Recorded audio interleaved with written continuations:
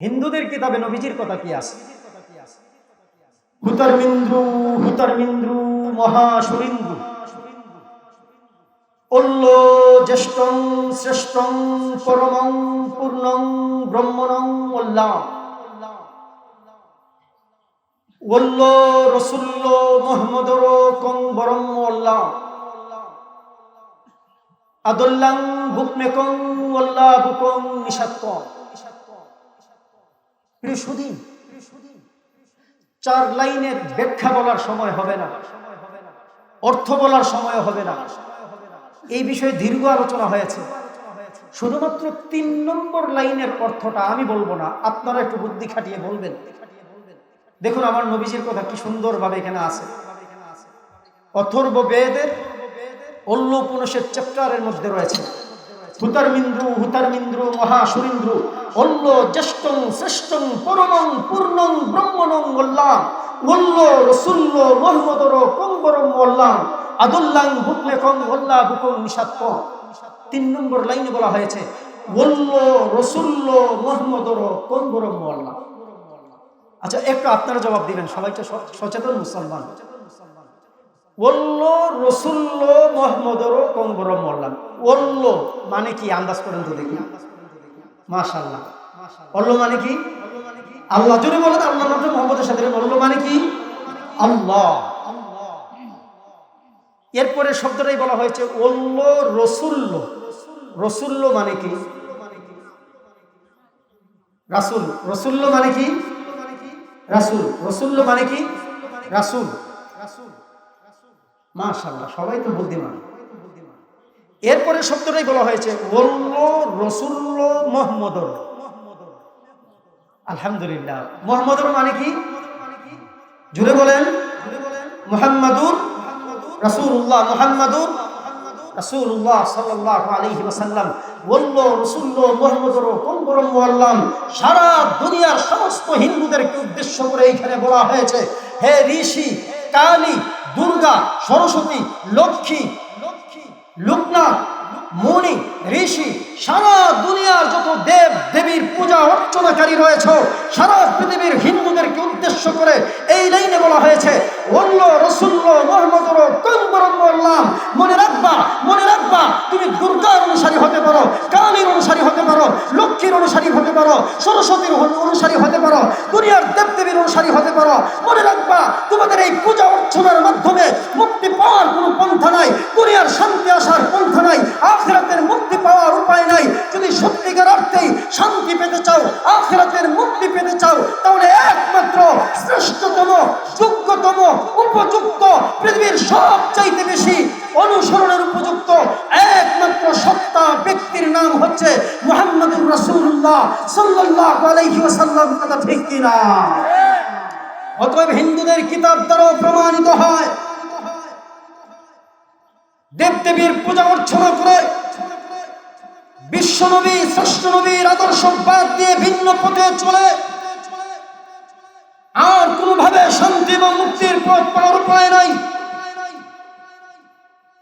যদি প্রকৃতপক্ষে শান্তির পথ পেতে হয়, মুক্তির পথ পেতে হয়, আল্লাহকে খুশি করতে হয়, আল্লাহর খুশি পেতে হয়, তাহলে একমাত্র শুধুমাত্র কেবলমাত্র পন্থা হচ্ছে আল্লাহ যা বলে দিয়েছেন, আল্লাহ যা শিক্ষা দিয়েছেন আমার শেষ নবী শ্রেষ্ঠ নবী মুহাম্মদুর রাসূলুল্লাহ সাল্লাল্লাহু আলাইহি ওয়াসাল্লামকে মানতে হবে। কথা ঠিক কিনা? শাপলা চত্বরে প্রমাণ রেখেছি। গতকাল 6 এপ্রিল অতিবাহিত হয়েছে।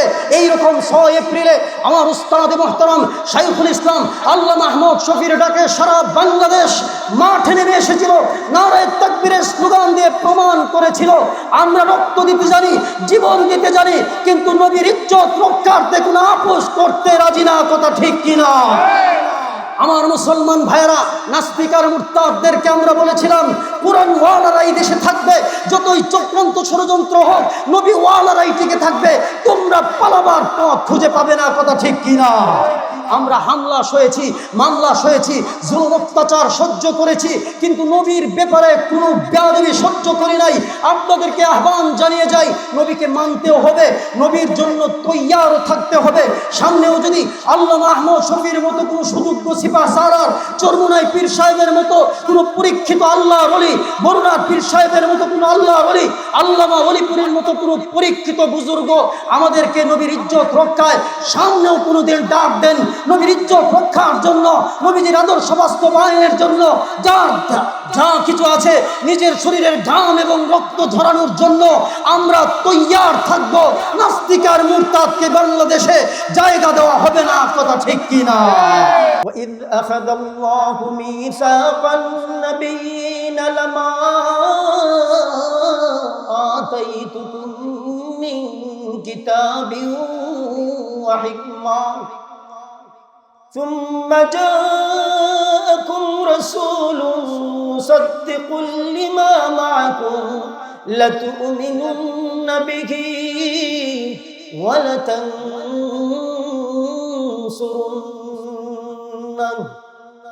قال أأقررتم وأخذتم على ذلكم إصري قالوا أقررنا قال فاشهدوا وأنا معكم من الشاهدين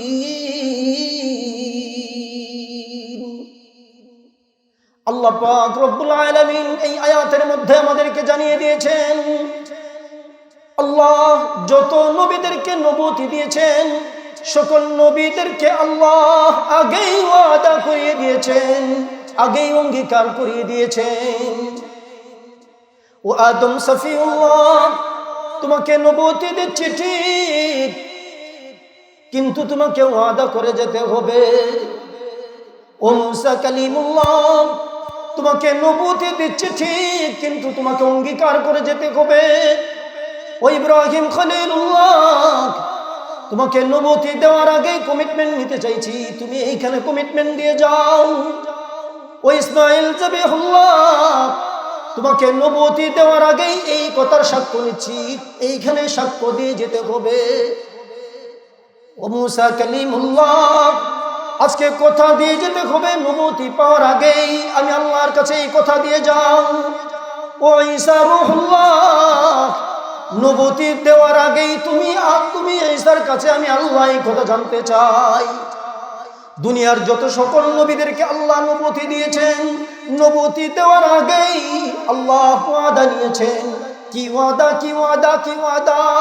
আল্লাহ সূরা আল ইমরানের 81 নম্বর আয়াতে সারা জগৎবাসীকে উল্লেখ করে জানিয়ে দেন, وَإِذْ أَخَذَ اللَّهُ مِيثَاقَ النَّبِيِّينَ لَمَا آتَيْتُكُم مِّن كِتَابٍ وَحِكْمَةٍ ثُمَّ جَاءَكُمْ رَسُولٌ مُصَدِّقٌ لِّمَا مَعَكُمْ لَتُؤْمِنُنَّ بِهِ وَلَتَنصُرُنَّهُ وَإِذْ قَالَ عِيسَى ابْنُ مَرْيَمَ يَا بَنِي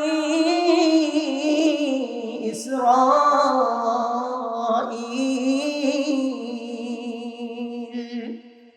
إِنِّي رسول الله إليكم مصدقا لما بين يدي من التوراة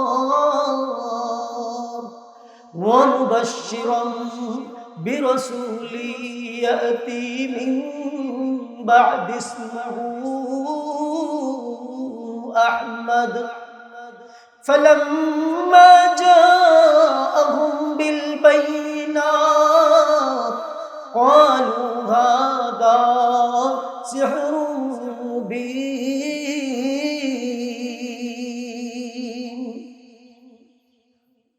সূরা সফের 6 নম্বর আয়াতে মহান আল্লাহ নিজে ইরশাদ করেন,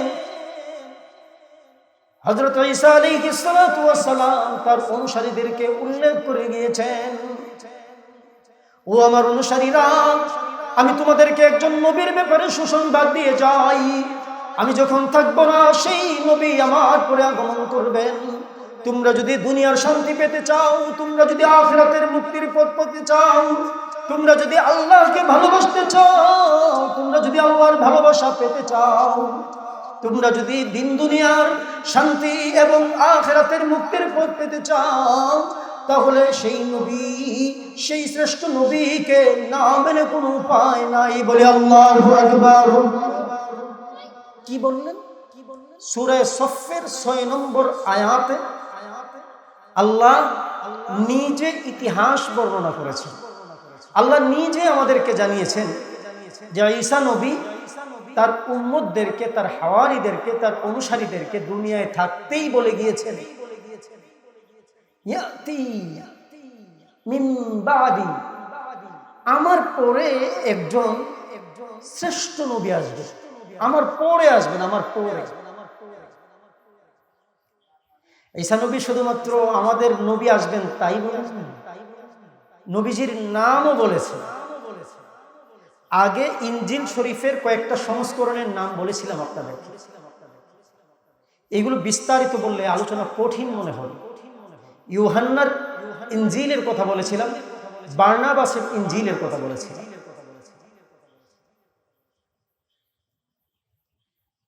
ইউহান্নার ইনজিল শরীফের মধ্যে, বাইবেলের মধ্যে নবীজির কথা বলা হয়েছে ফারাক্লিত নাম,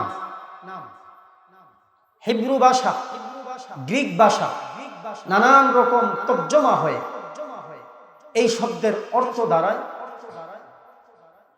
প্রশংসনীয় ব্যক্তি, প্রশংসিত ব্যক্তি।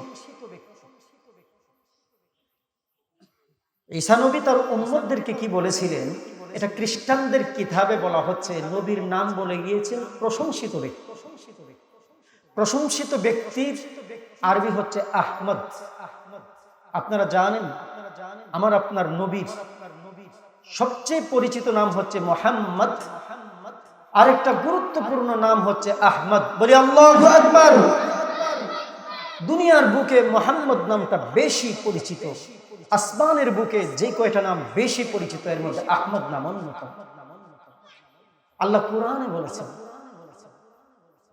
আল্লাহ কোরআনের সূরা সফের 6 নম্বর আয়াতে ইতিহাস বর্ণনা করতে গিয়ে বলেন, ঈসা নবী তারপরে কাকে মানতে হবে এই ইতিহাস শুরু বলেন নাই, এই নসিহত শুরু করেন নাই, নবীজির নামও বলেছেন। আল্লাহ বলেন ইয়াতি মিন বাদি ইসমুহু আহমদ।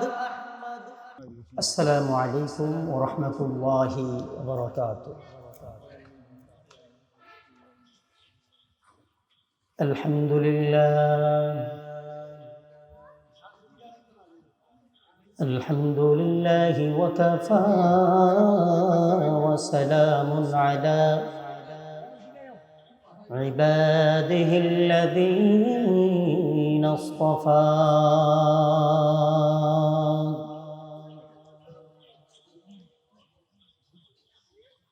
أما بعد فأعوذ بالله من الشيطان الرجيم.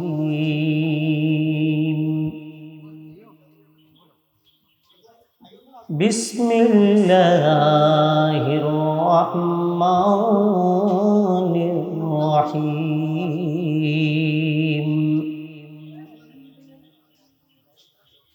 قل إن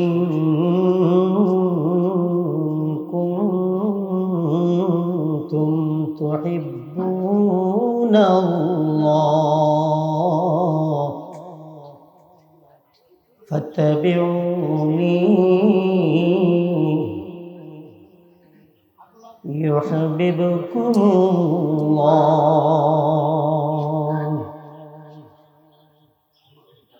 ويغفر لكم ذنوبكم والله غفور رحيم. صدق الله مولانا العظيم وصدق رسوله النبي الكريم ونحن على ذلك من الشاهدين والشاكرين والحمد لله رب العالمين.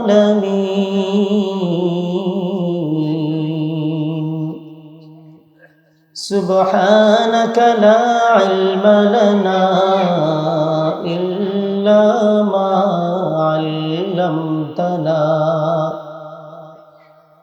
إنك أنت العليم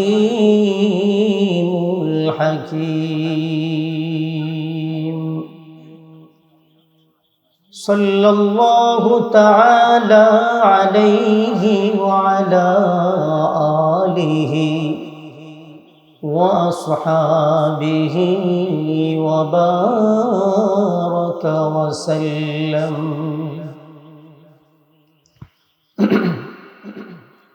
দৌলতপুর জামে মসজিদের উদ্যোগে আয়োজিত আজকের এই বার্ষিক মাহফিলের মুহতারম সভাপতি মুআজ্জাজ উলামায়ে কেরাম, অত্র অঞ্চলের গণ্য মান্য বরেণ্য সর্বজন শ্রদ্ধেয় মুরব্বিয়ানে আযম,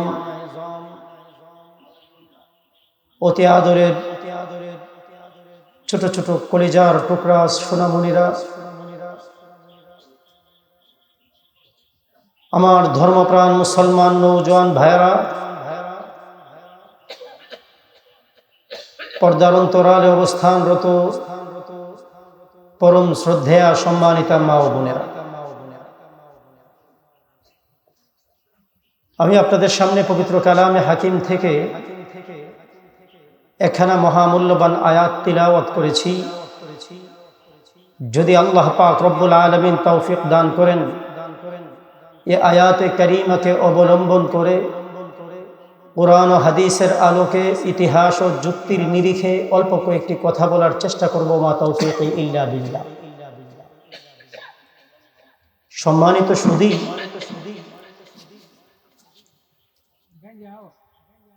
পৃথিবীতে বুদ্ধিমান বিবেকবান যত মানুষ রয়েছে, দল মত ধর্ম বর্ণ শ্রেণী পেশা নির্বিশেষে সকল মানুষ তার স্রষ্টাকে ভালোবাসতে চায়, তার স্রষ্টার ভালোবাসা পেতে চায়। আপনি যদি একজন হিন্দু ভাইকে জিজ্ঞেস করেন, হে হিন্দু ভাই, আপনি কি আপনার ভগবানকে ভালোবাসেন? আপনার ভগবানের ভালোবাসা পেতে চান? হিন্দু ভাইও জবাব দিবেন, হ্যাঁ, আমি আমার ভগবানকে ভালোবাসি, ভগবানের ভালোবাসা পেতে চাই। আপনি যদি একজন খ্রিস্টান ভাইকে জিজ্ঞেস করেন, হে খ্রিস্টান ভাই, আপনি কি আপনার গডকে ভালোবাসেন? আপনার গডের ভালোবাসা পেতে চান? খ্রিস্টান ভাইও জবাব দিবেন, হ্যাঁ, আমি আমার গডকে ভালোবাসি, গডের ভালোবাসা পেতে চাই। আপনি যদি একজন ইহুদি ভাইকে জিজ্ঞেস করেন, হে ইহুদি ভাই, আপনি কি আপনার স্রষ্টাকে ভালোবাসেন? স্রষ্টার ভালোবাসা অর্জন করতে চান? ইহুদি ভাইও জবাব দিবেন, হ্যাঁ, আমি আমার স্রষ্টাকে ভালোবাসি, আমাকে যিনি সৃষ্টি করেছেন আমি তার ভালোবাসা অর্জন করতে চাই। আপনি যদি একজন মুসলিম ভাই, তিনি ঠিকভাবে নামাজ আদায় করতে পারুক আর নাই পারুক, সঠিকভাবে রোজা রাখতে পারুক আর নাই পারুক, এমনকি নামাজ রোজা আদায় করবে দূরের কথা, মাথায় চুলের জট, গায়ে ছালার চট, হাতে ভিক্ষার পট নিয়ে সমাজে চলাফেরা করে, পাক পবিত্রতারই ধার ধারে না, এইরকম কিছু মুর্শিদি বাবা আমাদের সমাজে আছে না নাই? মাথায় চুলের জট, গায়ে ছালার চট, হাতে ভিক্ষার পট নিয়ে যারা চলাফেরা করে, সে সকল লাল শালওয়ালা মুর্শিদি বাবাদেরকেও যদি আপনি জিজ্ঞাসা করেন, ও মুর্শিদি বাবা, আপনি কেন এই বেশ ধরলেন, আপনি কেন এই লিবাস পরলেন, আপনি কি আপনার আল্লাহ ভালোবাসা পেতে চান? এই মুর্শিদি বাবাও জবাব দিবেন, হ্যাঁ, আমি আমার মাওলার ভালোবাসা পেতে চাই। প্রশ্ন হচ্ছে, মুসলিম ভাই তিনি তার মাবুদের ভালোবাসা পেতে চান, নামাজি বেনামাজি উভয় প্রকারের আল্লাহর বান্দা আল্লাহকে খুশি করতে চান। একজন হিন্দু ভাই তিনিও তার ভগবানকে ভালোবাসতে চান। একজন খ্রিস্টান ভাই তিনি তার গডের সন্তুষ্টি অর্জন করতে চান।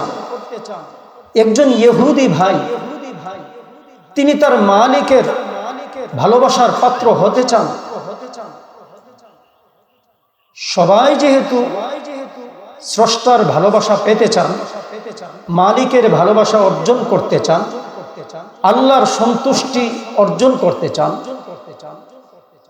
আল্লাহকে আসলে খুশি করা যায় কিভাবে, আল্লাহকে ভালোবাসা যায় কিভাবে, আল্লাহর ভালোবাসা অর্জন করা যায় কিভাবে?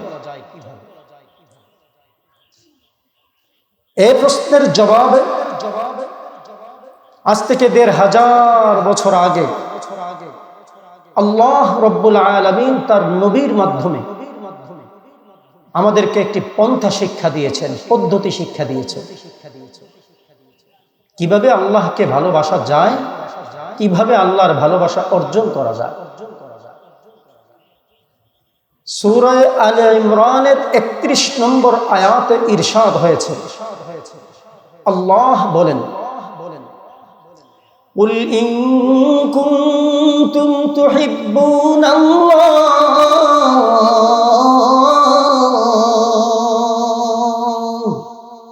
ফাত্তাবিউনি ইউহিব্বুকুমুল্লাহ ওয়া ইয়াগফির লাকুম যুনুবাকুম ওয়াল্লাহু গফুরুর রহিম।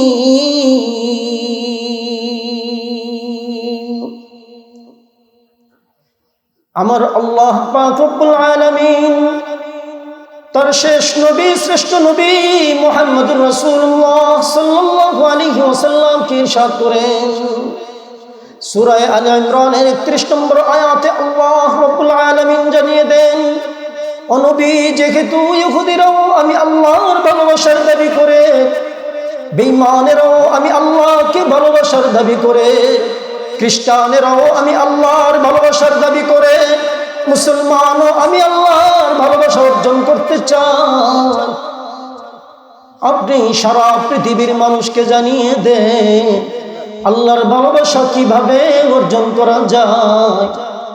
আল্লাহর ভালোবাসা কি শুধুমাত্র লেবাস পোশাক ধারণ করলেই পাওয়া যায়? শুধুমাত্র ইসলাম ধারণ করলেই আল্লাহকে ভালোবাসা যায়? শুধুমাত্র পোশাক আশাক পাল্টালেই আল্লাহকে ভালোবাসা যায়? শুধুমাত্র সেনে বিতরণ করলে, তবর খেলে জিলাপির ব্যবস্থা করলে আল্লাহর ভালোবাসা পাওয়া যায়? না না, আমার আল্লাহ খুব সহজ একটা পন্থা শিক্ষা দিয়েছেন। সূরা আলে ইমরানের ৩১ নম্বর আয়াতে আমার আল্লাহ জানিয়ে দেন, ও নবী, আপনি জানিয়ে দেন কিয়ামত পর্যন্ত আগত অনাগত ভবিষ্যৎ প্রজন্মের সমস্ত মুসলমানদেরকে আপনি জানিয়ে দিন, সারা পৃথিবীর সমস্ত মানুষদেরকে লক্ষ্য করে ঘোষণা দেন, যদি তোমরা সত্যি আল্লাহকে ভালোবাসতে চাও, যদি তোমরা সত্যি আল্লাহকে ভালোবেসে থাকো, তাহলে একমাত্র কেবলমাত্র শুধুমাত্র একটি পন্থা আমার আল্লাহ বলে দিয়েছেন। যদি আল্লাহকে ভালোবাসতে চাও, যদি আল্লাহর ভালোবাসা পেতে চাও, যদি আল্লাহর সন্তুষ্টি অর্জন করতে চাও, আমার আল্লাহ জানিয়ে দিয়েছেন ফাত্তাবিউনি, আমি নবীকে ভালোবাসতে হবে, আমি নবীর অনুসরণ অনুকরণ করতে হবে, আমি নবীকে মানতে হবে, আমি নবীকে ভালোবাসা ছাড়া, আমি নবীর অনুসরণ করা ছাড়া আমি নবীর আনুগত্য ছাড়া, আমি নবীর অনুকরণ করা ছাড়া আর যাই করো না কেন, যত পন্থা অবলম্বন করো না কেন, আল্লাহর ভালোবাসা সত্য হতে পারে না, আল্লাহর ভালোবাসা পাওয়া যেতে পারে না। অতএব যদি সত্যিকারে আল্লাহর ভালোবাসা পেতে চাও, আমার নবী শ্রেষ্ঠ নবীর আনুগত্যে চলে যাও। কথা ঠিক কিনা? প্রিয় বন্ধুগণ, এই আয়াতে আল্লাহ পাক রব্বুল আলামিন আমাদেরকে খুব সহজভাবে জানিয়ে দিয়েছেন, যদি আল্লাহকে ভালোবাসতে হয়, যদি আল্লাহর ভালোবাসা অর্জন করতে হয়, তাহলে একমাত্র পন্থা হচ্ছে আমাদের নবী মুহাম্মদুর রাসূলুল্লাহ সাল্লাল্লাহু আলাইহি ওয়াসাল্লামকে অনুকরণ করতে হবে। নবীজি যেইভাবে চলতে বলেছেন সেইভাবে চলতে হবে। নবীজি যেই সব কাজ থেকে বিরত থাকতে বলেছেন সেই সব কাজ থেকে বিরত থাকতে হবে। প্রশ্ন হচ্ছে, এই কথা তো সচেতন মুসলমান হিসেবে আমরা সবাই জানি, কিন্তু কারণটা কি? নবীকেই কেন মানতে হবে? আমাদের নবী যেমন আল্লাহর নবী, আদম সফিউল্লাহ ছিলেন আল্লাহর নবী, আমাদের নবীজি যেমন আল্লাহর প্রেরিত নবী, মূসা কালিমুল্লাহ ছিলেন আল্লাহর প্রেরিত নবী, আমাদের নবীজি যেমন আল্লাহর প্রেরিত নবী, ইব্রাহিম খলিলুল্লাহ ছিলেন আল্লাহর প্রেরিত নবী, আমাদের নবী যেমন আল্লাহর প্রেরিত নবী, ইসমাইল জাবিহুল্লাহ ছিলেন আল্লাহর প্রেরিত নবী, আমাদের নবী যেমন আল্লাহর প্রেরিত নবী, ঈসা রূহুল্লাহ ছিলেন আল্লাহর প্রেরিত নবী। আল্লাহ পাক রব্বুল আলামিন কিয়ামত পর্যন্ত আগত অনাগত ভবিষ্যৎ প্রজন্মের সারা পৃথিবীর সারা দুনিয়ার সমস্ত মানুষকে উদ্দেশ্য করে বলেন, আখিরি জামানার উম্মতকে জানিয়ে দেন, ও জামানার উম্মতেরা শোনো, ও পৃথিবীবাসী শোনো, তোমরা শেষ জামানায় পৃথিবীর বুকে এসেছো, এখন এসে শুধুমাত্র আমার নবীকেই মানতে হবে। এই যুগে এসে আর মূসা নবীকে মানলে হবে না, এই যুগে এসে আর ঈসা নবীকে মানলে আল্লাহর ভালোবাসা পাওয়া যাবে না, এই যুগে এসে ইব্রাহিম খলিলুল্লাহকে মানি এই কথা বলে মুক্তি পাওয়ার কোনো উপায় থাকবে না, এই যুগে এসে ইসমাইল জাবিহুল্লাহকে অনুসরণ করি এই কথা বললে মুক্তি পাওয়ার কোনো উপায় থাকবে না। হ্যাঁ, আমার নবী যেইভাবে চলতে বলেছেন সেইভাবে যদি চলতে পারো, আমার নবী যেইভাবে বলতে বলেছেন সেইভাবে যদি বলতে পারো, আমার নবী যেইভাবে জীবন পরিচালনা করতে বলেন সেইভাবে যদি জীবন পরিচালনা করতে পারো, আল্লাহ তোমার প্রতি খুশি হয়ে যাবেন বলে আল্লাহু আকবার। আমার বন্ধুগণ, প্রশ্ন হচ্ছে, এই জবাবটা শোনা দরকার, কোন নবীর কারণে এত সম্মান, কেন আমাদের নবীকে মানতেই হবে? আল্লাহকে খুশি করার পন্থা হিসাবে দুনিয়ার লক্ষাধিক নবীদের থেকে অন্য কোন নবীকে মানার কথা এইখানে বলেন। আল্লাহকে খুশি করার জন্য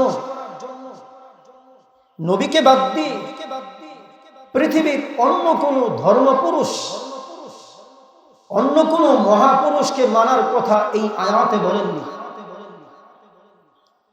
সূরা আলে ইমরানের 31 নম্বর আয়াতে আল্লাহকে খুশি করার জন্য যে পন্থা আল্লাহ আমাদেরকে বলেছেন, তাতে নবীকে বাদ দিয়ে, নবীর তরিকা বাদ দিয়ে পৃথিবীর অন্য কোন ওলি আবদাল গৌস কুতুবের পন্থার কথা আল্লাহ বলেননি। পৃথিবীর কোন সফল মানুষের কথা, পৃথিবীর কোন নেতা বা লিডারের কথা, পৃথিবীর কোন জগৎ বিখ্যাত ব্যক্তির কথা আল্লাহ বলেননি। প্রশ্ন হচ্ছে, আমাদের নবী যেমন আল্লাহর প্রেরিত নবী, অন্যান্য নবীগণ তো ছিলেন আল্লাহর নবী, তাহলে শেষ জমানার সারা পৃথিবীর মানুষকে কেন আল্লাহ বললেন শুধুমাত্রই আমার শেষ নবীকে মানতে হবে? কারণটা কি? সব ব্যক্তির কথা বাদ দিয়ে, মহাপুরুষের কথা বাদ দিয়ে, মহামানবের কথা বাদ দিয়ে আল্লাহ কেন শুধুমাত্র আমাদের নবীজির কথা বললেন?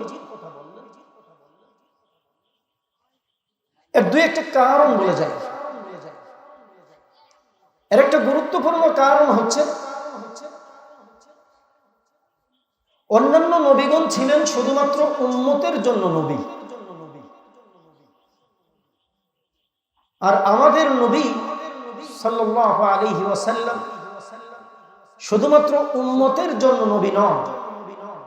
তিনি যেমনি ভাবে উম্মতের জন্য নবী, ঠিক তেমনি ভাবে সকল নবীদেরও নবী। বলি আল্লাহু আকবার। বুঝবো কিভাবে, জানবো কিভাবে? নবী যে অন্যান্য নবীদের মতো শুধু উম্মতের নবী নন, নবীজি উম্মতের তো নবী, সকল নবীদেরও নবী, জানবো কিভাবে? আল্লাহ পাক রব্বুল আলামিন পবিত্র কোরআনুল কারীমের সূরা আলে ইমরানের ৮১ নম্বর আয়াতে নিজে আমাদেরকে জানিয়েছেন। আল্লাহ ইরশাদ করেন, ও আদম সফিউল্লাহ, তোমাকে নবুয়তি দিচ্ছি ঠিক, কিন্তু ওয়াদা করে যেতে হবে। ও ইব্রাহিম খলিলুল্লাহ, তোমাকে নবুয়তি দিব ঠিক, কিন্তু তোমাকে আজকে কমিটমেন্ট দিয়ে যেতে হবে। ও ইসমাঈল যাবিহুল্লাহ, তোমাকে নবুয়তি দিচ্ছি ঠিক, আজকে তোমাকে অঙ্গীকার করে যেতে হবে। ও মূসা কালিমুল্লাহ, আমি আল্লাহর কাছে কথা দিয়ে যেতে হবে। ও ঈসা রূহুল্লাহ, নবুয়তি পাওয়ার আগেই আমি আল্লাহর কাছে শপথ করে যেতে হবে, সাক্ষ্য দিয়ে যেতে হবে। কি সাক্ষ্য দিবা? কি সাক্ষ্য দিবা? এই কথার সাক্ষ্য দিয়ে যাইবা, এই ওয়াদা করে যাইবা, এই নিয়ত করে যাইবা, এই কথা কমিটমেন্ট দিয়ে যাইবা। তোমাদেরকে নবুয়তি দিচ্ছি ঠিক, কিন্তু তোমাদের নবুয়তি চলাকালেই যদি আমার শেষ নবী, শ্রেষ্ঠ নবী, আমার প্রিয় নবী মুহাম্মদুর রাসূলুল্লাহ সাল্লাল্লাহু আলাইহি ওয়াসাল্লাম দুনিয়ার বুকে চলে আসেন, তাহলে তোমরাও তার উপর ঈমান আনতে হবে। বলি আল্লাহু আকবার। শুধুমাত্র তার উপর ঈমান আনলেই চলবে না। আল্লাহ, কত মজার আয়াত, কত মজার আয়াত। কোন নবীর কারণে এত সম্মান, নবীজির কত সম্মান, আল্লাহর কাছে নবীজির কত মর্যাদা। আল্লাহ বলেন, লাতুমিনুন্না বিহি ওয়া লাতানসুরুন্না।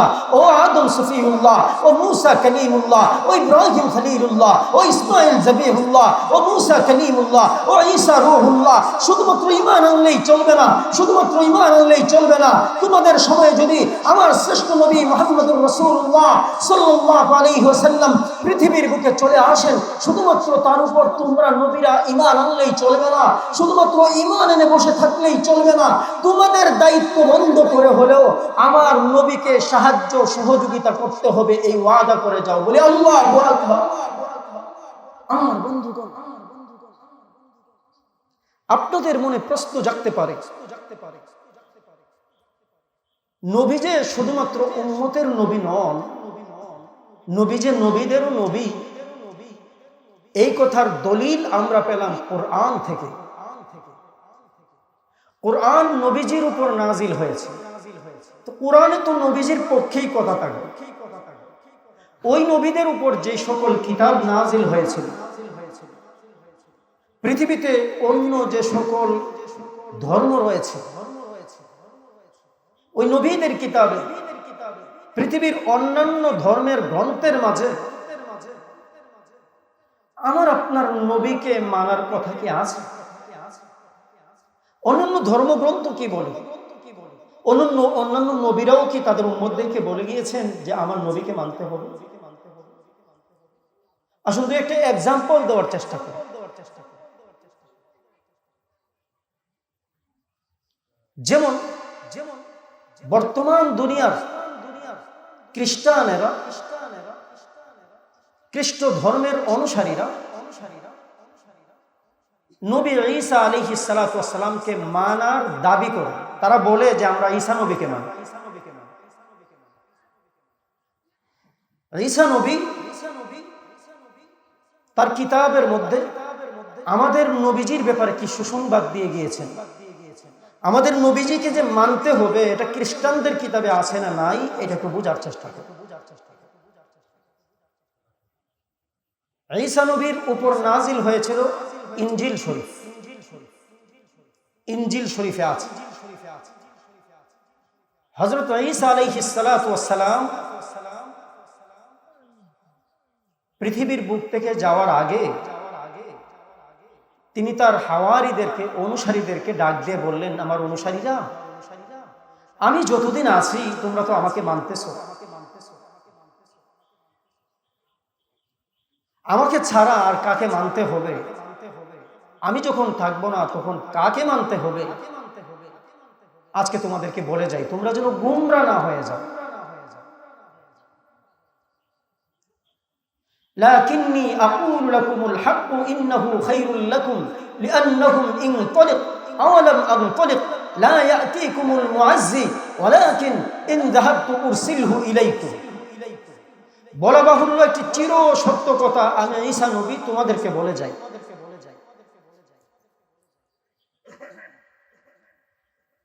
লা ইয়াতিকুমুল মুআজ্জি, সেই পবিত্র আত্মা, সম্মানিত আত্মা পৃথিবীর বুকে আসবেন না যতদিন না আমি পৃথিবীর বুক থেকে চলে যাব। ওয়ালাকিন ইন যাহাবতু উরসিলহু ইলাইকুম, if I go he will come. কিন্তু আমি যখন পৃথিবীর বুক থেকে চলে যাব তখন সেই পবিত্র আত্মা, সম্মানিত আত্মা পৃথিবীর বুকে আসবেন। তোমরা তাকে মেনে চলো।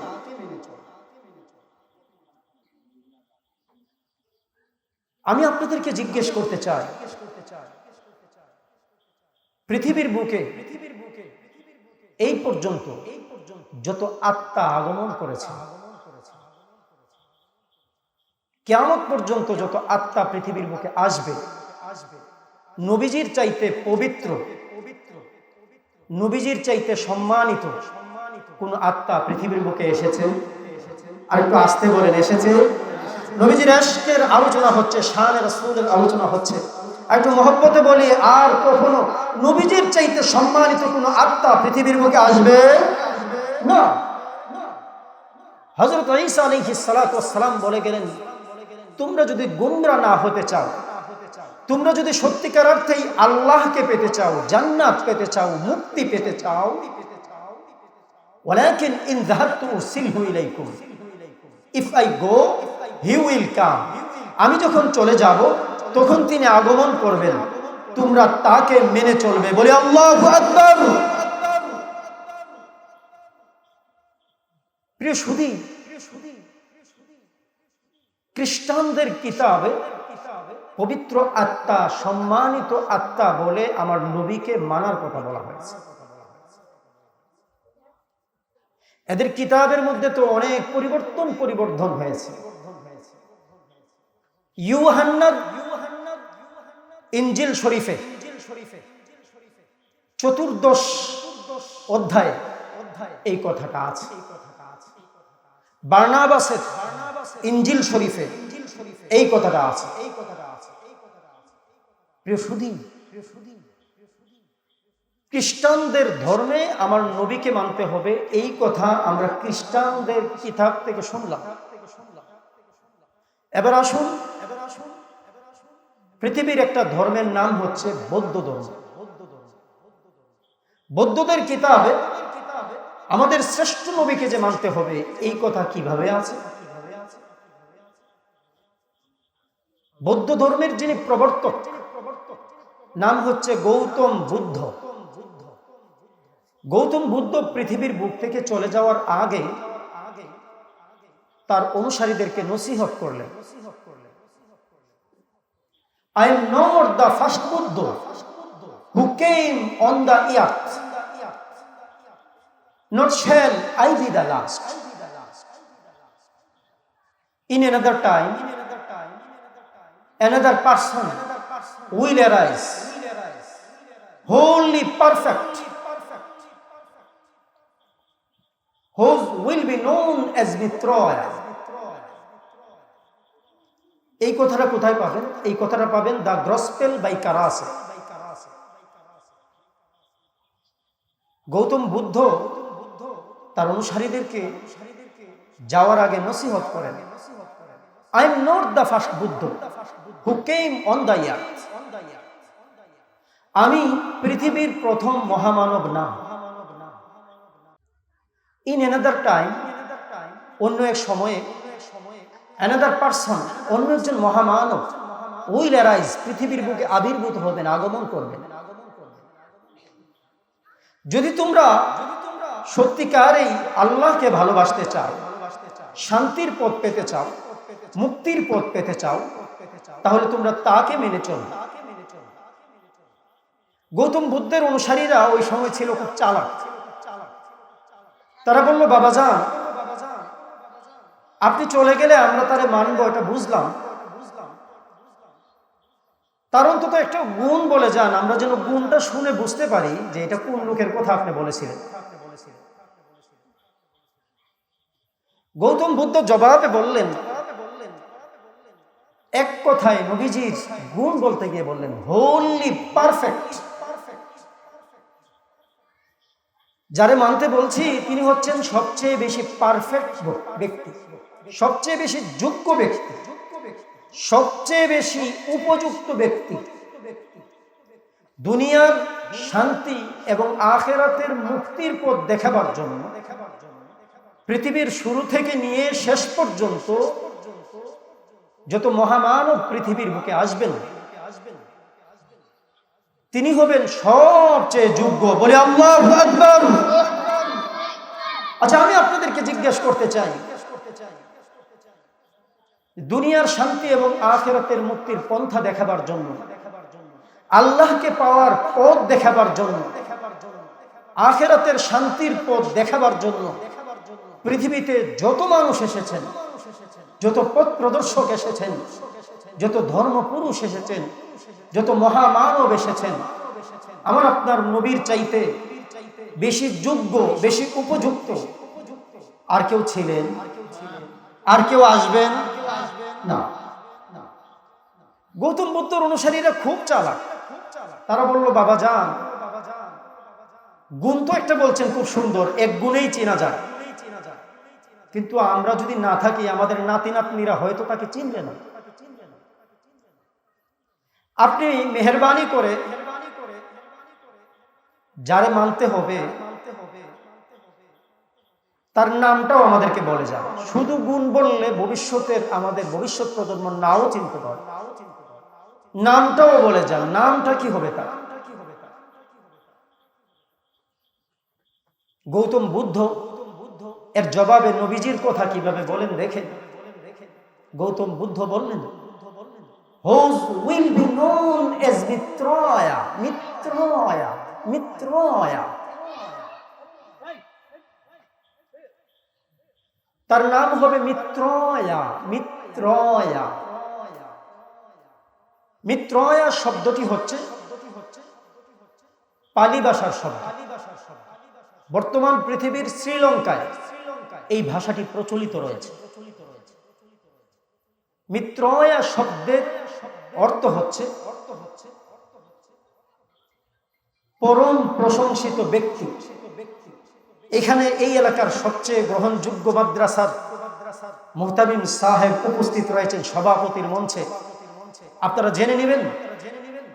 পরম প্রশংসিত ব্যক্তি, প্রশংসিত ব্যক্তি এর আরবি হলো মুহাম্মদ। বলি আল্লাহু আকবার। আল্লাহ। আগে শুনলাম খ্রিস্টানদের কিতাবে আমার নবীকে মানার কথা কি আছে, এখন শুনলাম বৌদ্ধদের দা গসপেল বাই কারাসে আমাদের নবীজিকে যে মানতে হবে এই ব্যাপারে কি রয়েছে। আলোচনা দীর্ঘায়িত হয়ে যাবে, সংক্ষেপ করতে হবে। মধ্যে একটা প্রশ্নের জবাব দেই। মনে মনে প্রশ্ন জাগতে পারে, হুজুর আমরা তো জানি আমাদের নবীজি পৃথিবীর বুকে আসার আগেই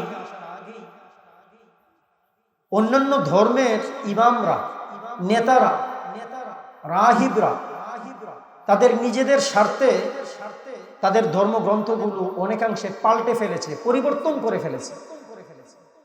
আল্লাহ যেই কিতাব দিয়ে পাঠিয়েছিলেন এই কিতাব নিজেদের স্বার্থের কারণে পরিবর্তন করে ফেলেছে। এগুলো তো পরিবর্তন, পরিমার্জন, সংস্করণ হয়ে গিয়েছে। আপনি কিভাবে জানলেন যে হিন্দুদের কিতাবে আমাদের নবীজির কথা আছে, বৌদ্ধদের কিতাবে আমাদের নবীজির কথা আছে, খ্রিস্টানদের কিতাবে আমাদের নবীজির কথা আছে, ইহুদিদের কিতাবে আমাদের নবীজির কথা আছে। পুরা পৃথিবীর যতগুলো ধর্মগ্রন্থ আছে, উল্লেখযোগ্য সব ধর্মগ্রন্থে আমাদের নবীকে মানার কথা আছে। আপনি কিভাবে জানেন? জবাবটা দিয়ে যাই, আপনারা আখিরি জামানার শ্রেষ্ঠ নবীর শ্রেষ্ঠ উম্মত, আপনাদেরও এটা জানা থাকা দরকার। আল্লাহ নিজে আমাদেরকে জানিয়েছেন। উদাহরণ দেই, পবিত্র কুরআনুল কারীমের ২৮ নম্বর পারা সূরা সফফের ৬ নম্বর আয়াতে আল্লাহ নিজে ইরশাদ করেন, নিজে আমাদেরকে ইতিহাস বলেন।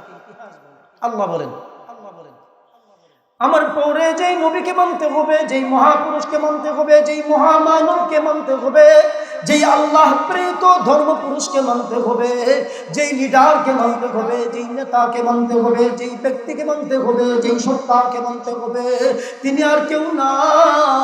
আমি তোমাদেরকে নাম বলে যাই, ইয়াতি মিন বাদি ইসমিহি আহমদ।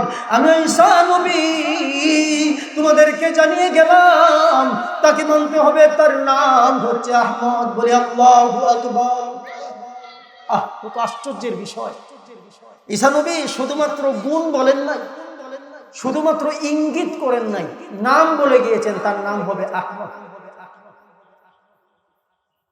তো যে প্রশ্ন ছিল যে হুজুর, হিন্দুদের কিতাবে যে আমাদের নবীর কথা আছে, বৌদ্ধদের কিতাবে যে আমাদের নবীর কথা আছে, খ্রিস্টানদের কিতাবে যে আমাদের নবীর কথা আছে, আমাদের নবীকে না মানলে যে উপায় থাকবে না, জানলেন কিভাবে? জানলাম সূরা সফফের ৬ নম্বর আয়াত থেকে আল্লাহ আমাদেরকে জানিয়েছেন। প্রিয় সুধী, এবার আসেন আলোচনাটা আরেকটু সহজ করে। এখন একটু ধর্মের নাম বলবো, যেই ধর্মটা আমাদের আশেপাশেও পাওয়া যায়। বলেন তো দেখি, এই ধর্মের নাম কি? হিন্দু ধর্ম। আপনারা কি ভয় পাচ্ছেন? হিন্দুদের কিতাবে আমাদের নবীকে মানার কথা আছে না নাই? একটু জুড়ে বলেন। একটা উদাহরণ, হিন্দুদের মতে, হিন্দুদের একটা ধর্মগ্রন্থের নাম বেদ। বেদে 4টা অংশ আছে: যজুর্বেদ, সামবেদ, ঋগ্বেদ, অথর্ববেদ। ঋগ্বেদে আছে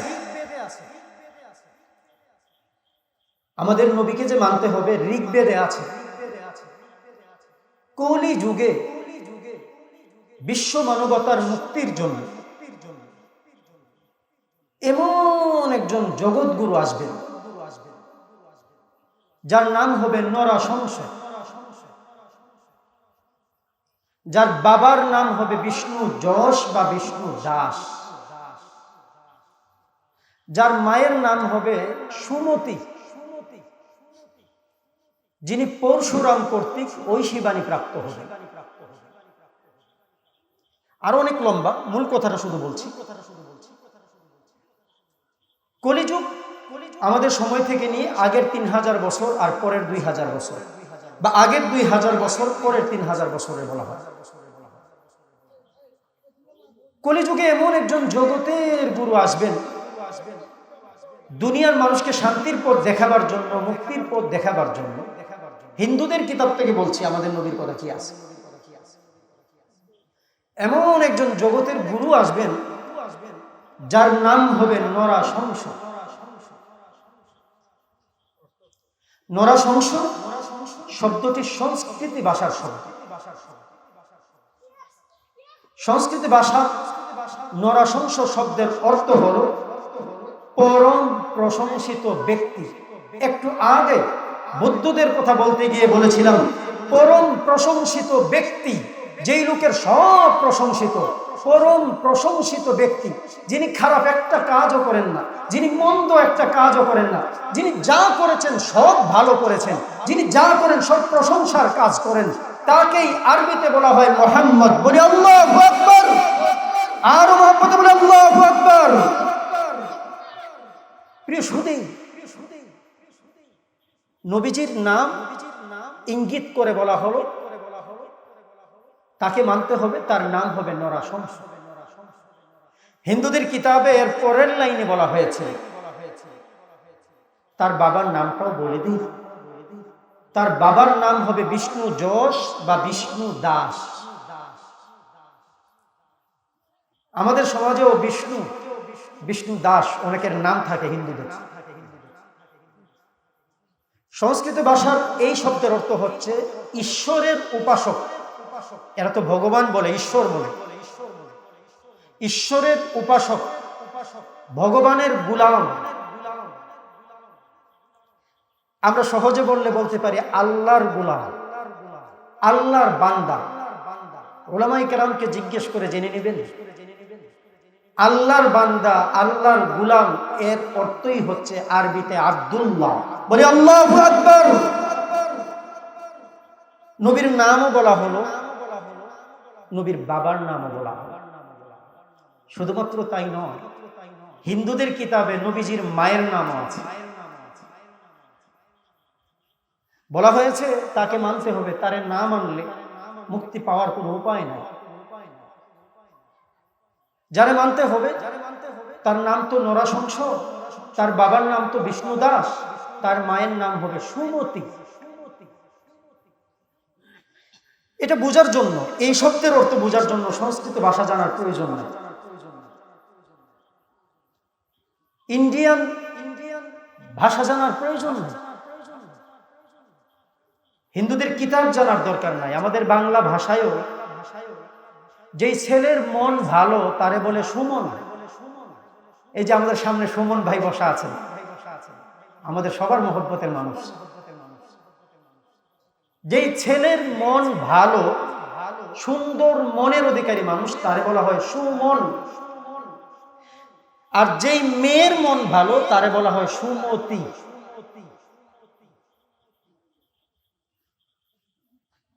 আরবিতে একেই বলা হয় শান্ত, সুষ্ঠু, ভালো মনের অধিকারী, স্বভাব সম্পন্ন নারী। একেই আরবিতে বলা হয় আমিনা। বলে আল্লাহু আকবার। আল্লাহ। নবীজির নাম, নবীজির বাবার নাম, নবীজির মায়ের নাম, এইগুলো বলার পর এরপর আবার বলা হয়েছে তিনি পরশুরাম কর্তৃক ঐশী বাণী প্রাপ্ত হলেন। আমরা বলি জিব্রাইল, তারা বলে পরশুরাম। আমরা বলি ওহী, তারা বলে ঐশী বাণী। এইভাবে তিনি কখন আসবেন, তিনি কোন জায়গায় আসবেন, ওই এলাকার বৈশিষ্ট্য কি হবে, সব বর্ণনা আছে। আলোচনা লম্বা হয়ে যাচ্ছে, আরেকটা এক্সাম্পল দিয়ে আমি আলোচনার মোড় ঘুরিয়ে দেব। আগেই বলেছিলাম হিন্দুদের বেদের 4টা অংশ আছে, যুজবেদ, সামবেদ, ঋগ্বেদ, অথর্ববেদ। প্রত্যেকটা থেকে যদি নবীজির প্রশংসা বলতে হয় রাত পোহায় যাবে, বয়ান শেষ হবে না। অথর্ববেদের একটা উদাহরণ দেব। অথর্ববেদের অন্য উপনিষদ চ্যাপ্টারের মধ্যে পাবেন। আমার বন্ধুগণ,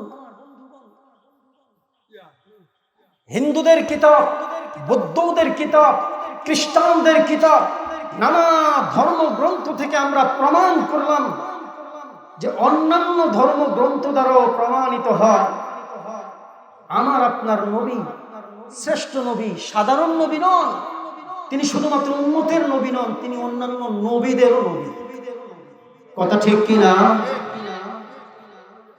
আচ্ছা, ভিন্ন আরেকটা পয়েন্ট বলি, সময় ফুরিয়ে যাচ্ছে। প্রিয় সুধী, এইবার নবীজির নামের কথা যদি বলি, নবীজি কিভাবে শ্রেষ্ঠ সেই আলোচনা করছি। নবীজিকে আল্লাহ এমন একটা নাম দিয়েছেন, নবীজিকে আল্লাহ এমন একটা নাম দিয়েছেন যে নামের অর্থটা এমন সুন্দর, যে নামটা এমন জামে মানে, যে নামের অর্থটা এমন চমৎকার, যে নামের ভিতরে এত সুন্দর কথা আল্লাহ লুকিয়ে রেখেছেন। আপনি যদি সারা পৃথিবীর সকল মানুষের নাম পুঙ্খানুপুঙ্খরূপে বিশ্লেষণ করেন, তালাশ করেন, জিজ্ঞেস করেন, গবেষণা করেন, আল্লাহ আমার নবীকে এমন সুন্দর একটা নাম দিয়েছেন। আল্লাহ আপনার শুধু আলোচনাকে শ্রেষ্ঠ বানাই নাই, আপনার নাম শুধুমাত্র পৃথিবীর সব ধর্মগ্রন্থে দেই নাই, আপনার আলোচনা শুধুমাত্র কোরআনের মধ্যে দেই নাই, আপনার প্রত্যেকটা জিনিসকে আমি আল্লাহ শ্রেষ্ঠ বানিয়েছি। এমনকি আপনার নাম দিলাম আমি আল্লাহ মুহাম্মদ। মুহাম্মদ এত সুন্দর একটি নাম, পুরা পৃথিবীতে এর চাইতে সুন্দর কোন নাম হতে পারে না বলে আল্লাহু আকবার। আচ্ছা, একটা জিনিস জিজ্ঞাসা করতে চাই আমার বন্ধু, আপনারা বলুন তো দেখি, নবীজি তো নামেও শ্রেষ্ঠ, এই মাত্র বললাম। আচ্ছা, নবীজি কি শুধুমাত্র নামেই শ্রেষ্ঠ না কামেও শ্রেষ্ঠ? আর একটু জোরে বলেন, কাম শ্রেষ্ঠ।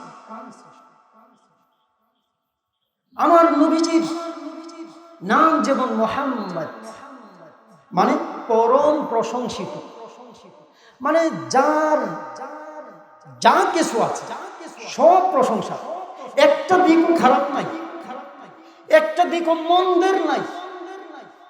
আপনারা লক্ষ্য করলে দেখবেন পৃথিবীতে যত নেতা আছে, যত লিডার আছে, যত দলের যত নেতা আছে, যত বড় ব্যক্তি আছে, সবারই জীবনের কিছু দিক থাকে ভালো, কিছু দিক থাকে খারাপ।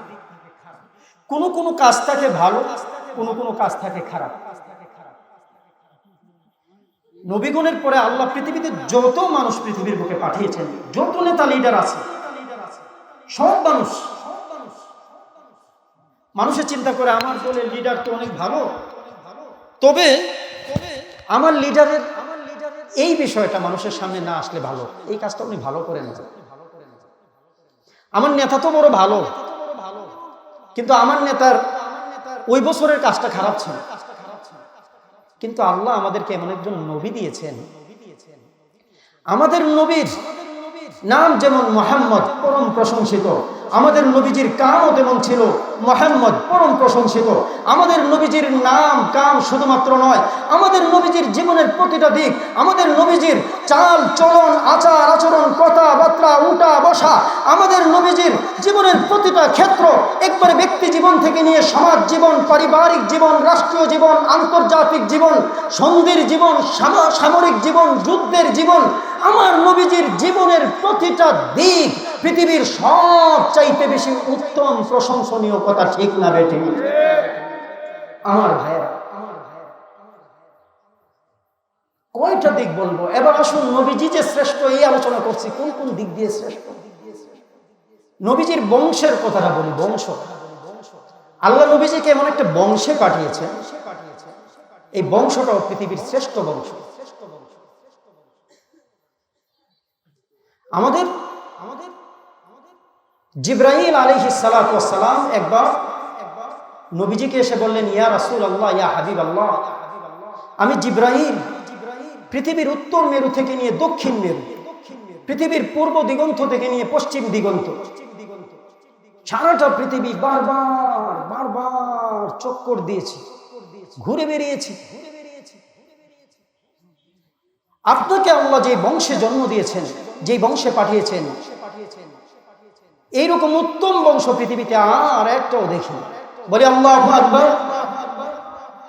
কারণ নবীজি নিজে বলেছেন, আমি হলাম দুই নবীর দোয়ার ফসল। ইব্রাহিম আলাইহিস সালাতু ওয়াস সালাম দোয়া করেছেন শ্রেষ্ঠ নবীর জন্য, এই বংশে আল্লাহ তাকে পাঠিয়েছেন।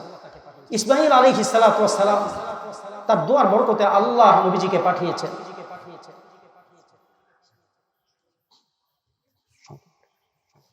প্রিয় সুধী,